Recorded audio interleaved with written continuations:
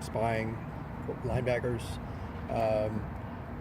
You smiling about that? Is that funny? No. Just saying. So that could be another important aspect of the game this week to continue that.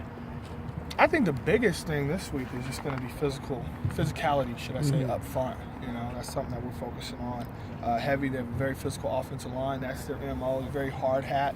I think it's going to come down to controlling the line of scrimmage and third down defense and tackling. That was a big emphasis for us. Coming out of the Washington State game, we didn't tackle as well as we'd like to, and our third down defense in the first half, I would say, wasn't as good as we'd liked it. So that's been a heavy emphasis for us this week.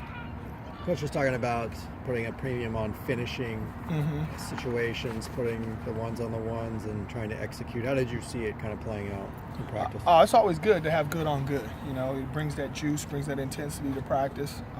Iron always sharpens iron, as they say. So anytime we can get out there and have ones versus ones, I think it's going to help everybody involved. Is that a pretty big departure? Do you guys normally do more mixing and matching with ones versus twos? No, we always go and get after ones versus ones. We have designated periods for that, and then we also break off and have our service periods when the offense goes on their side and the defense stays on their side, so we can simulate the looks of the opponent for that week. But that's been part of the course. We've just been trying to reemphasize and getting that intensity level going in practice and getting guys after each other in practice, and I think that'll carry over to Saturdays and help us give us a winning edge. Seems like Utah's kind of been climbing up steadily in the Pac-12 race since they entered this conference. What's impressed you about the way they've kind of moved up and now are challenging for the title in this division? Yeah, Utah is a fantastic program, do a great job ever since they've come to the Pac-12. They're very blue collar, they're very disciplined, do a great job in all three phases. Coach Whittingham does a tremendous job with that outfit. It's going to be a great game Saturday. They're down to their fourth string center. What can you guys do to challenge him and make things tougher on him? Number 47, Eddie Vanderdoss. At the end of the day, we don't worry about who's playing on the other side. It's about us. If we just take care of what we're supposed to do, be physical at the line of scrimmage, on the line of scrimmage, and get off the field and tackle on third down, then we'll be just fine.